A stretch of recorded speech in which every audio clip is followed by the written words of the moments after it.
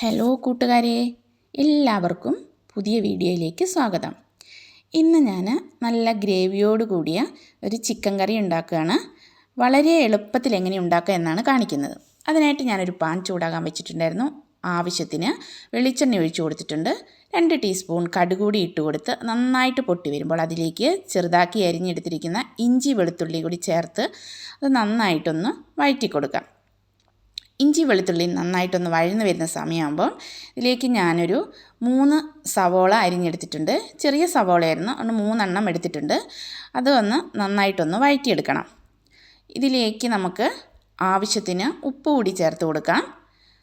ഉപ്പ് കൂടി ചേർത്തതിന് ശേഷം ഇത് നല്ലതുപോലെ ഒന്ന് വഴറ്റിയെടുക്കണം.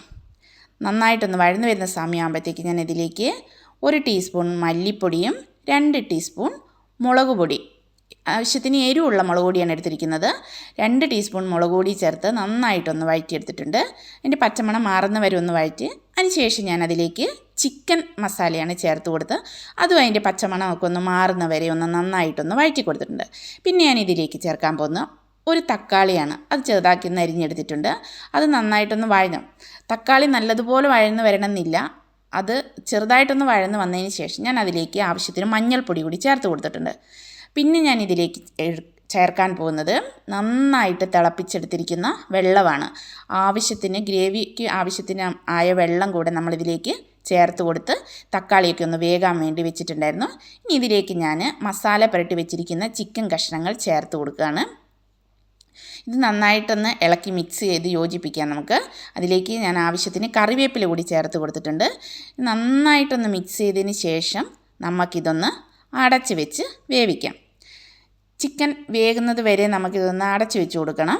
അങ്ങനെ നല്ല കുറുകിയ ചാറോട് കൂടിയ ചിക്കൻ ഇവിടെ റെഡിയായി കഴിഞ്ഞു. ചിക്കനൊക്കെ നന്നായിട്ട് വെന്ത് വന്നിട്ടുണ്ട്. നമുക്ക് ഒരുപാട് സമയമൊന്നും ഞാൻ ഉപയോഗിച്ചിട്ടില്ല കേട്ടോ.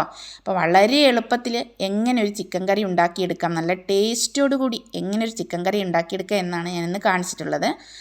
അങ്ങനെ നമ്മുടെ ചിക്കൻ കറി ഇവിടെ റെഡിയായി കഴിഞ്ഞിട്ടുണ്ട്. അപ്പോൾ ഇനി ലാസ്റ്റ് നമുക്ക് മേമ്പൊടിയായിട്ട് കുറച്ച് കുരുമുളക് പൊടി കൂടി ഞാൻ ചേർത്ത് കൊടുത്തിട്ടുണ്ട്. അതിനുശേഷം ഇത് നന്നായിട്ടൊന്ന് മിക്സ് ചെയ്ത് കൊടുക്കാം. അപ്പോൾ നമ്മുടെ കുറുകിയ ചാറോട് കൂടിയ ചിക്കൻ കറി ഇവിടെ റെഡിയായി കഴിഞ്ഞു. എല്ലാവർക്കും ഇഷ്ടപ്പെട്ട് കാണുമെന്ന് വിശ്വസിക്കുന്നു. Bye bye.